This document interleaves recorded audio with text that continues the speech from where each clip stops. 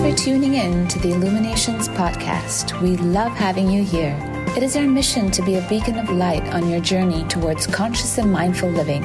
In our weekly episode, we bring you inspiring change makers in the field of spirituality, healing, personal growth, and wellness who share their insight and expertise so you can navigate your way to a happier, healthier, and more purposeful life.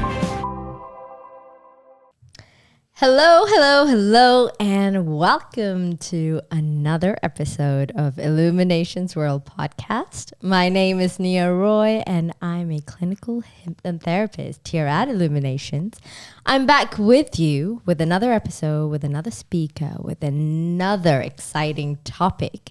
And today, we're going to talk about: is anxiety coming from gut feeling or negative thinking?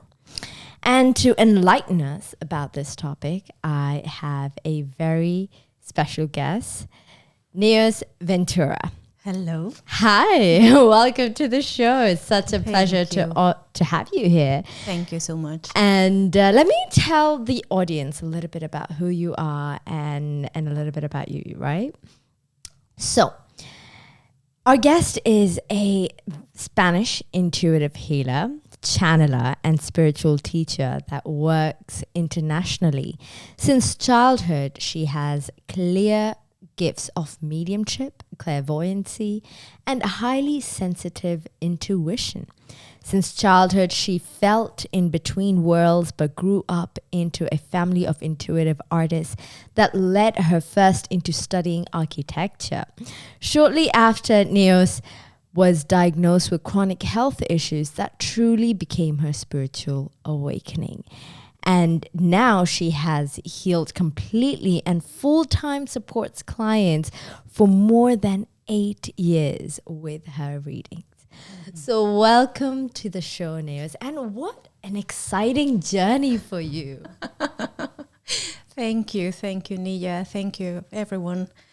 Honestly, life is always a journey that will surprise you if you're ready to get to know who you are somewhere there inside of yourself. Definitely very interesting being alive. Absolutely. Yes. And I could really resonate with a couple of things that I just read, because even before coming into this world of hypnotherapy and alternative medicine, for me, I was also a naval architect. So architect or engineering for boats. And I had a medical condition called psoriasis, an autoimmune disease. And I was told by countless dermatologists that there is no cure. This is something you have to live with for the rest of your life. You have to be on steroids or medications. And being a young 18-year-old, I was like, no, there has to be a way. And it's weird how the universe works and how things just align the way it should when you're ready to truly heal or when it's right for you. But long story short, a few years later, here I am completely healed and just helping people do the same. So I truly resonate with what you say, and I love the work that you do. So thank you so much for that. Thank you for sharing that. So yeah, definitely. We always have this ability to take accountability about our lives. Yeah. And we share that. When we don't have health, we truly wake up to understand what is life. We truly can miss that, right? And I just love what you just touched base on right now, the word accountability. And it's such an important thing to address, because it's all about choices you create for yourself and taking responsibility for the life that you want to lead, right? And that takes courage. So that's a very important point. So let's just get straight into the topic, shall we? So anxiety is and negative thinking. This is something that everyone have faced or is facing on a day-to-day basis, and different people deal with it in different ways. But can you just give us a little bit of insight on what exactly is anxiety and how does it and how does one person go through that feeling of anxiety? Where does it come from? And we can take it from there. Okay. So I remember back in the time when I was very stressed that I didn't understood how to feel my body. So at that point, I believe that truly stress was kind of a teacher for me to truly understand how to be grounded without using, for example, fear. So if I come back to that feeling inside of me from that time, I remember that just the feeling of fear was bringing me into that state of, oh my God, what is going on? I feel like, I don't know, I'm out of control. I don't know how to breathe now. No, I should breathe. So somehow the fear was telling me that it's not only about the fear, it's about understanding that you can learn behind that fear how to be in your body without trying to control it at all. I love the way you just explained that because like you mentioned, it's about being grounded, which naturally does not happen when you're fearful or anxious, because growing up as kids, because you don't know how to manage your emotions, dissociating yourself from your body or leaving the body is a natural coping mechanism that children do in situations of fear or when they're scared and so on. So you're saying anxiety is essentially that dissociation or that feeling of being ungrounded and not being in touch with your body. There you go. That makes so much sense. So when you're stressed, somehow you realize that you have a chance to learn how to breathe again without using the fear, to know how to trust rather than control. Wow.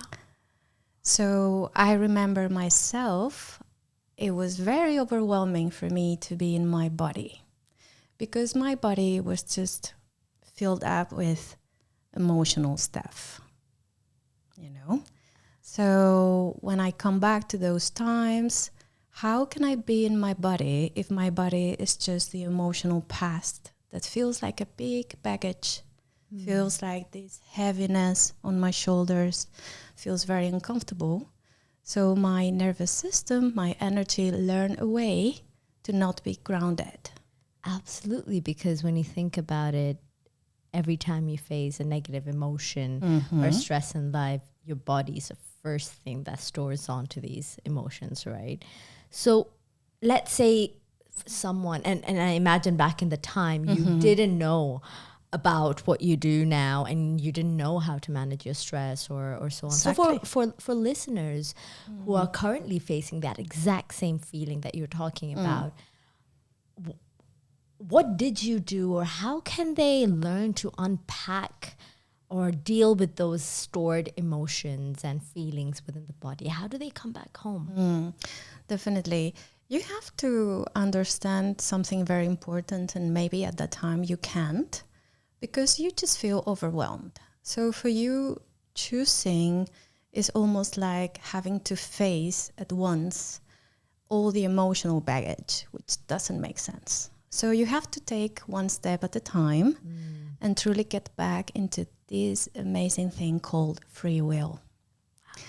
So once you can feel that there is a choice, which is called present moment, I can truly use my will to choose me here and now without having to carry that memory on my body. It's just a second. If you just close your eyes and take a deep breath in and truly accept that oxygen is coming abundantly towards you without the same feeling inside of your body, without repeating that memory or the weight of the anxiety or the fear itself, then suddenly it's like opening a window with a fresh, nice breeze coming towards you. And at that moment, there's a click inside of you that understands that you are just fine. Wow, that's so beautiful, because I love what you said a while ago as well. When when you are fearful or when you are stressed, it's that limbo between trusting and being in control. And naturally, when you're scared, you're not in control. So your immediate reaction is to be in control. But trust is a very hard thing to do. So I'm just being the devil's advocate here for people who are listening. What if, what if I've never had a moment in my life where I could be at peace, or I don't know what it's like to just relax and not be in control? Or if I were to say, Naos, it's so easy to say, breathe and everything will be fine. But what if I have, I'm about to lose a job, I have bills to pay, I have kids to take care of. How can I just relax when there's so many things to do? So what would you say to that?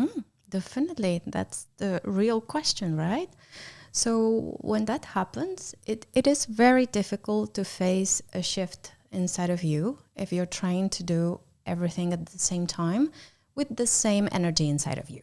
So if you have fear and you want to face the bills and reality, nothing is going to change if you're facing your reality with the same state inside of you with that fear. So I will suggest just to go and ground yourself. So that's going to be something very specific for every single person that is listening to this. I will go back to something that makes you feel in your body. Maybe for you, it's just drawing. Maybe for you, it's just going and have a swim. You need to feel safe in your body, and just doing some physical activity, something that makes you feel safe, whatever that is. It doesn't matter. It's going to put your focus aside from that nervousness, from that fear, and from that level of feeling grounded, the shift comes so you can take that deep breath in and then truly face what is going on, truly hear what is going on, rather than coming back quickly to your mind, finding a quick fix. Yeah. You have to take some time. No, that's really good advice. So if we were to talk about anxiety and gut feeling versus negative thinking, right? Because when you're in that moment, and if we're trying to unpack this anxiety, okay, first things first, we come back to the body and we ground ourselves. But, now we need to dissect it and move forward, right? Yes. But how do we know if this anxiety that we're feeling is a byproduct of a gut feeling that's truly something that we need to watch out for, or just a byproduct of a habit of negative thinking? How do we distinguish between that? Does that make sense? Definitely. I love this question. Then is when things get deeper. And when you can just start truly understanding who you are and being accountable, if that makes sense. So there are many tools to truly understand what is going on inside of you, but you have to understand that either way, you will need to truly connect with your subconscious mind and understand how the health of your nervous system is. Because if you have this negative thinking coming, living, but coming back, it means that you may have a lot of beliefs that are just helping you to think that way. And this is because of your past, whatever is going on in your childhood, whatever situation you were facing at home. Definitely, this is not your fault, right? But now it's time to take accountability so you can truly understand, okay, is this coming from my nervous system being all over the place? Is this coming from a fear that is true, or it's a fear that I'm trying to avoid, right? So you have to truly discern what is going on for you. So when it comes to gut feeling, maybe you have the fear, but also you're very empathic and you have the gut feeling at the same time, right? This can happen. So when the gut feeling is there, it's very intense. It feels so real. But you have to understand, is this my emotion here? Or is this somebody else's emotion? Yeah, that's very, very true. So again, you have to be in your body and you have to feel your body to truly feel, is this mine or is this just my peer? You know, today we were just facing this stressful, and it's just, who is this coming from? Is this mine or this is not? And if you don't know, just close your eyes, take a deep breath. Deep, go inside of yourself, put a hand in your belly button, connect with your gut feeling. And if you say, I don't know, just ask yourself, what if I knew? What Right? if I knew? What would the answer be? That's a Exactly. great question. Because as you're saying this, what's also coming to my mind is typically I've heard I've heard this from a lot of people. Oh, I'm an empath. Oh, it's I feel people's energies, or I can easily pick up emotions. I personally think, as great as that can sound, because it can make you feel like you have some sort of superpower. The flip side of the coin is it's kind of out of your control. If it's done intentionally, then that's great. But if it's done unintentionally, that just shows it's not in your control. And when things are not in your control, then is that really a good thing? And if people say, okay, I don't know, or if they choose to blame it on someone else rather than own it, that also gives a sign that you aren't connected to your body, and you don't know how to truly discern whether it's yours or someone else's. Definitely. Right? It's hard to be an empath. Yeah. It takes training to use that superpower. Yeah. Definitely. Otherwise, it's very overwhelming. Absolutely. And that training requires for you to truly understand what's yours, what your true emotions feel like in your body, and what it feels like to someone else's. Right? Does that? Definitely. And this is the key here, feeling. So because of the memories of our past, our nervous system has its own idea what makes sense to feel or not to feel again. That's why many people use their mind to stop the feeling. And then they become very ungrounded, very, up in their heads, using this consciousness to control in a very unconscious way, actually. And what happens is that they're just missing life.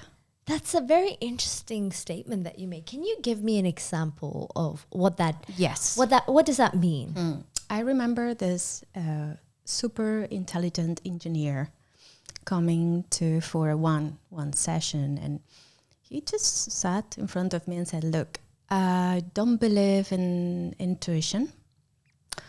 I don't think this is going to work for me. But I'm just here because I feel guilty.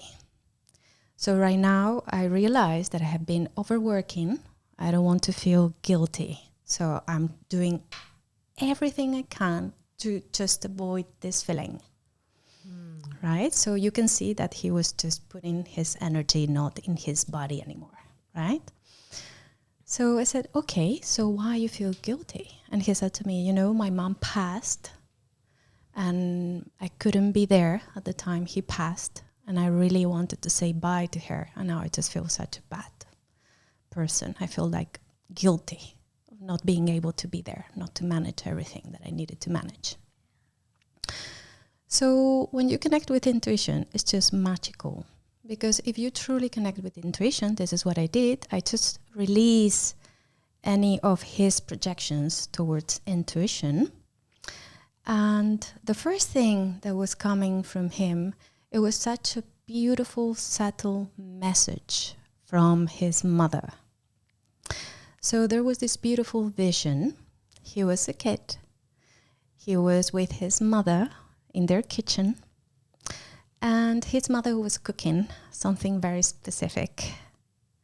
So when I mentioned about his mother, the way she looked, the way she was cooking, what she was cooking, and just in that vision, looking at him being so small that his feet couldn't reach the floor yet.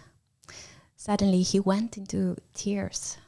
He released the guilt. He finally got into getting back into his body through this vision, which was really beautiful. And we got a message from his mother, a specific message for him.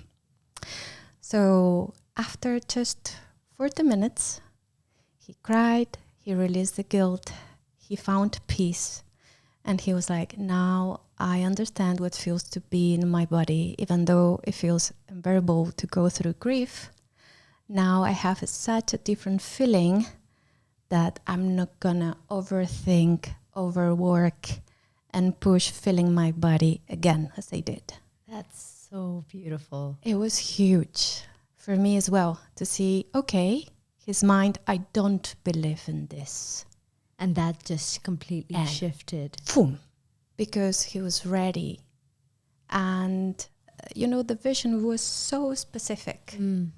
He felt truth, and truth, when it's felt inside, you open your heart and you trust, and then opening your heart allows your energy to be back, and feeling is nice, even though it's intense.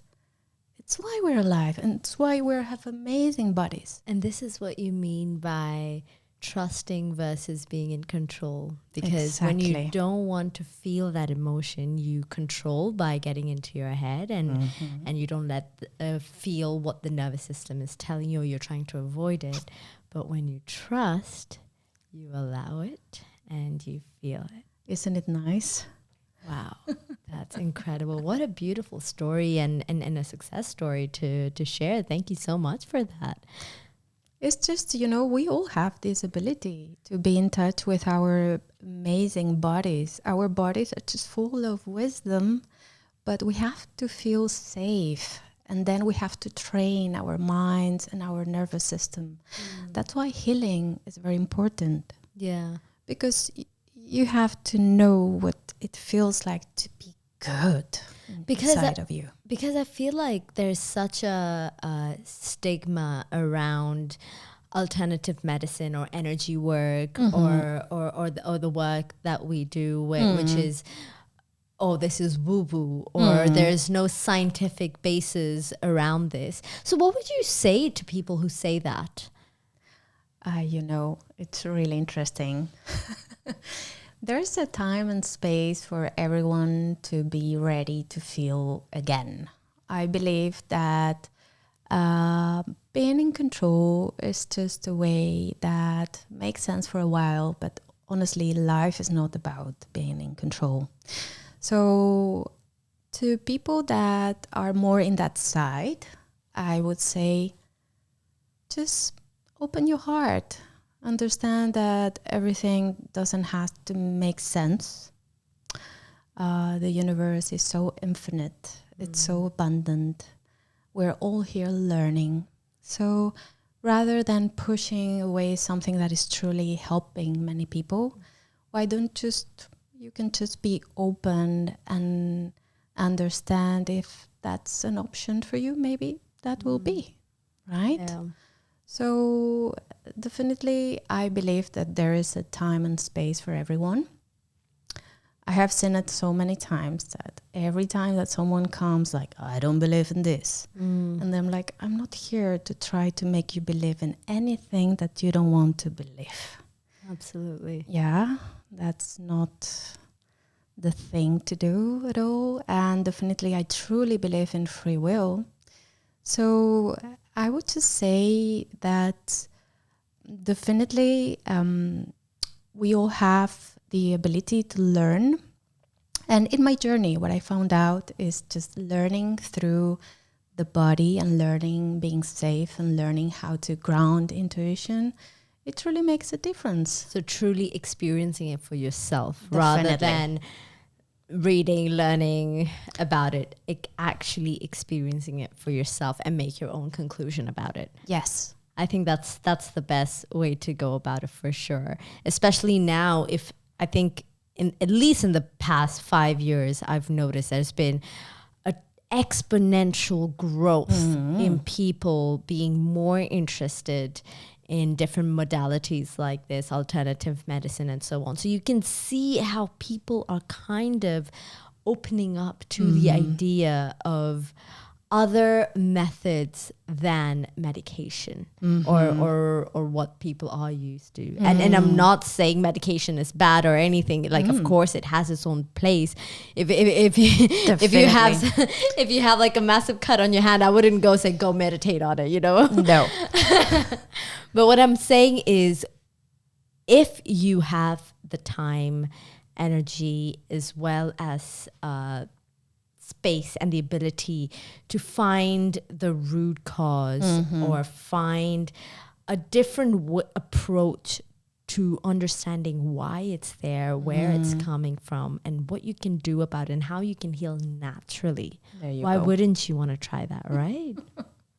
Definitely. We have this journey in common, right? Absolutely.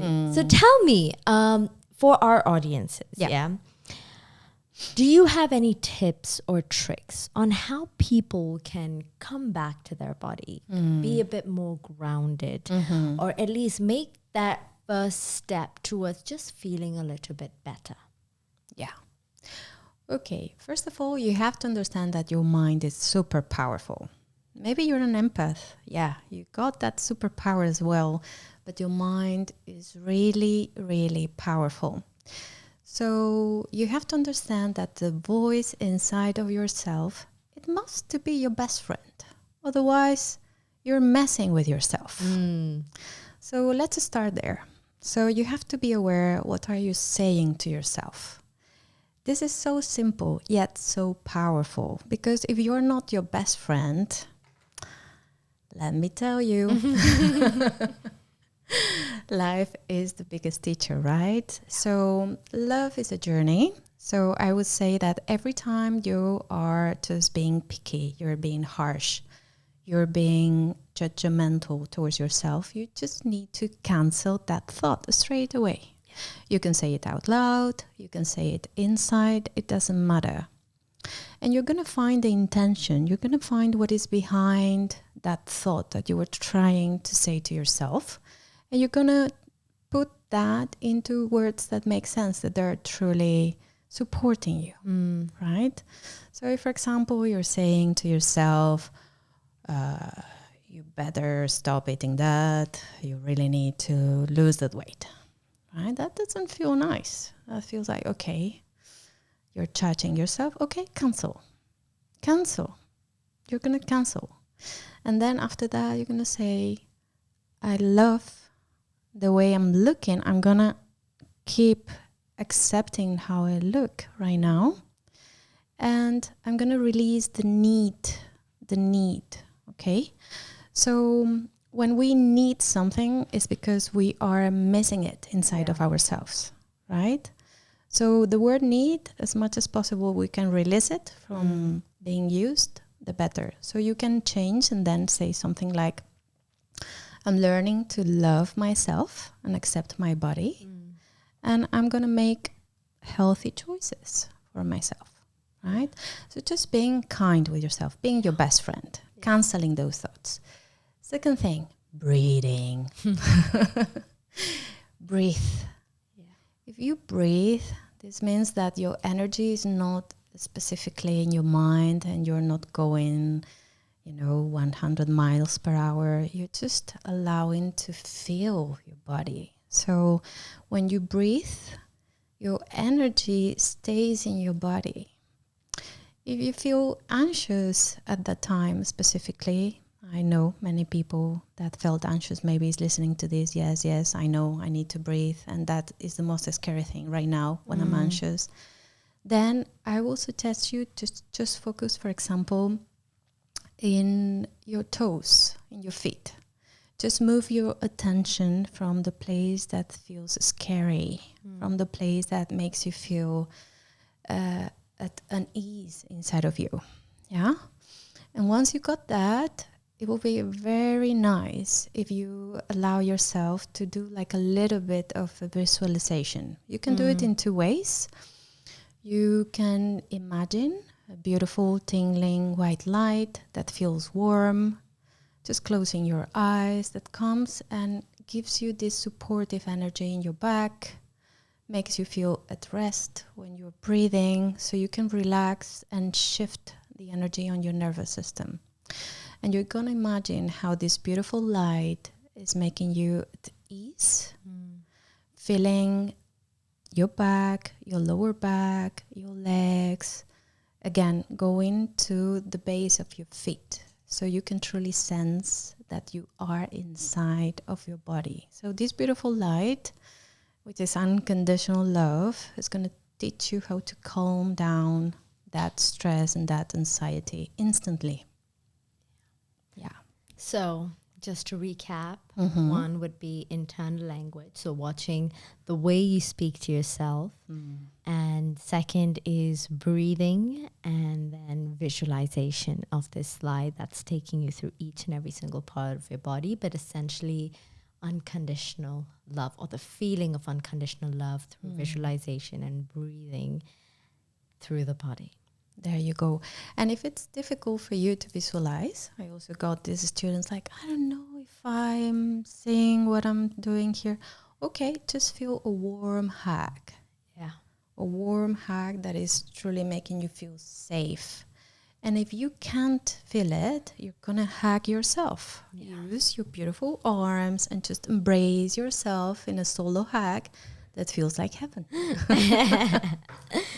Thank you so much for sharing all that, and for sharing your experiences, and sharing all these insightful tips and knowledge with us today. It was such a pleasure to have you, and hopefully we will have you back again. I would love that. Thank you, Nia. For another thank you, topic. And thank you to all the audience and listeners who are here with us today.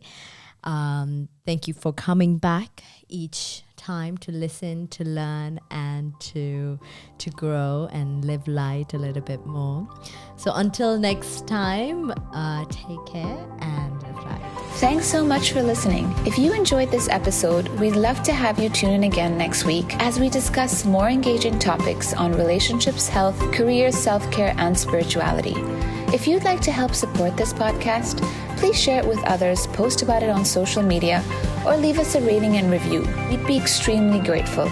To catch all the latest from us, you can also follow us on Instagram at Illuminations World, or visit the Illuminations World YouTube channel for more inspiring content.